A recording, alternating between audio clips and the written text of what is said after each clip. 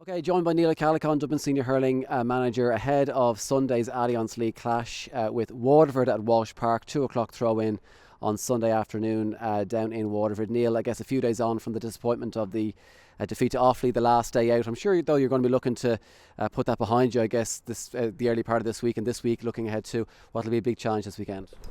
Yeah, Derek, a big week ahead of us now. Looking forward to this Sunday. I suppose looking back on last weekend, there's a lot, obviously very, very disappointed not to win the game, and there's a lot that we need to learn from last weekend, and we'll do that in these days, and we've very, very important 5-6 days ahead of us.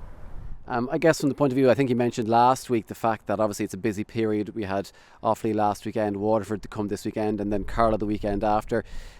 I'm guessing it'll be quite important over the next 2 weeks in particular, obviously now coming up, to use the panel as much as you possibly can to keep guys fresh for these games, and also with a view to busy periods that'll be coming up in the Leinster Championship obviously later on in the year as well.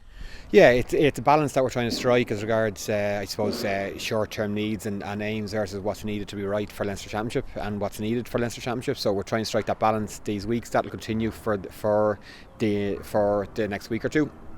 That'll also involve, I suppose a few lads who haven't been seen up to now as well. So we'll be doing that over the next week or two as well.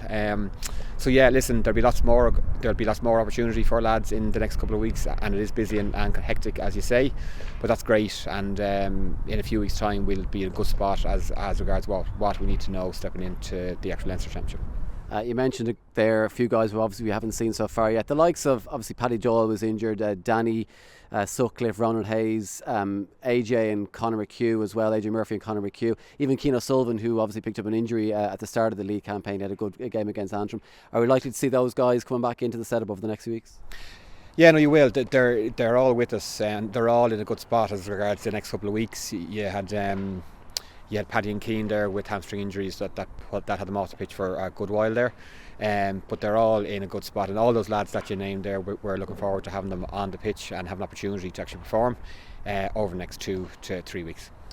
I guess it's a busy period at the moment from the club point of view as well. Obviously the Go-Ahead Club League started last weekend. From that point of view, will you be keeping an eye on things, I guess, around the county from a league's point of view? Obviously club championship obviously later on in the year, but from a club league's point of view to kind of keep an eye on things and guys going well at club level and with a view to potentially bringing them in at some point during the season, or even obviously looking ahead to even next year.